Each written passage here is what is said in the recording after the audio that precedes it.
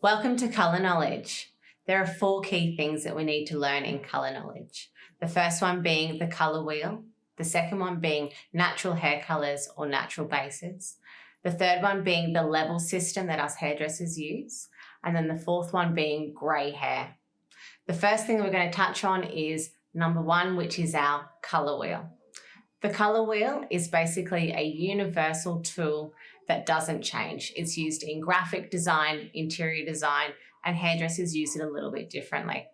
Why do we need to know the colour wheel? The colour wheel allows us to choose, create, and make colours. Also, by knowing your colour wheel, you won't be creating colours that you don't want.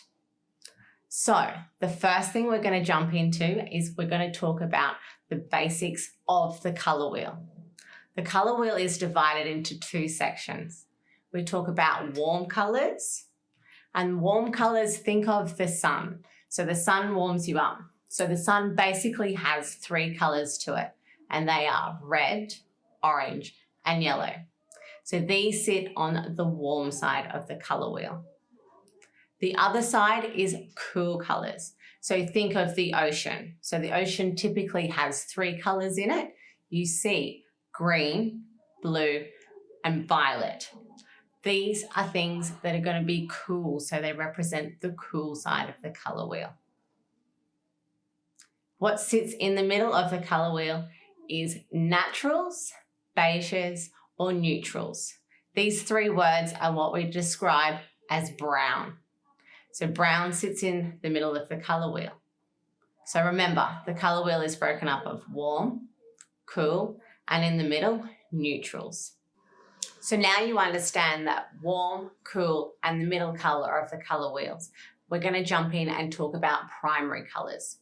There are 3 colours to primary colours. They are red, yellow, and blue. And they are the source of all other colours. And they cannot be made by mixing other colours together. Once you have red, yellow, and blue, you can make any other colour. The next level is secondary colours.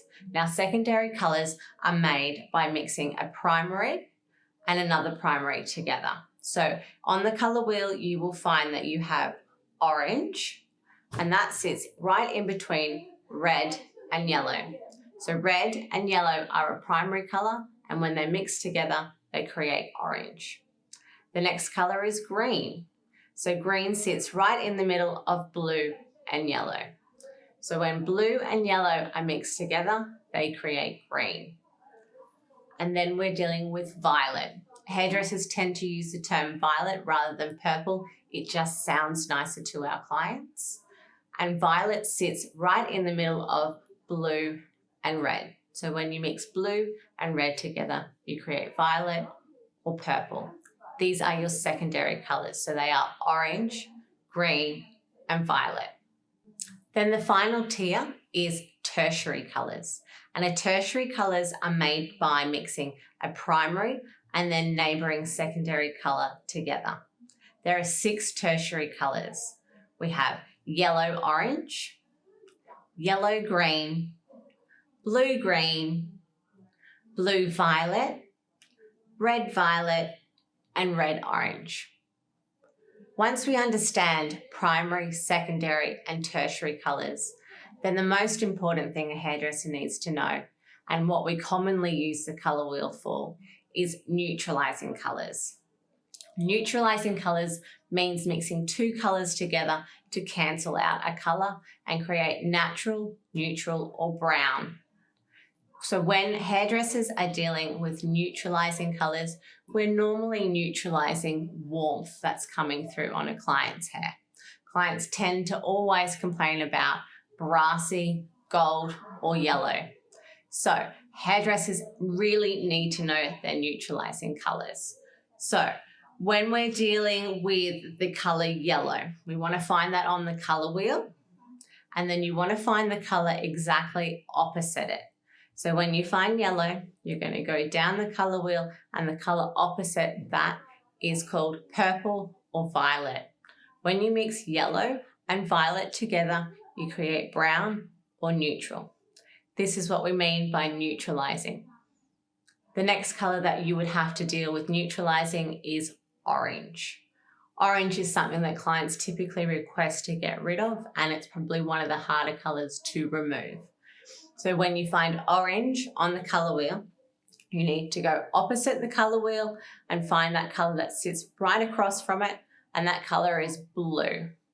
So blue will get rid of orange. So when you mix blue and orange together, you'll create neutral or brown. Then the final colour that you want to try and neutralise or deal with is red. Now red is the warmest colour on the colour wheel, and the colour that is opposite red on the colour wheel is green.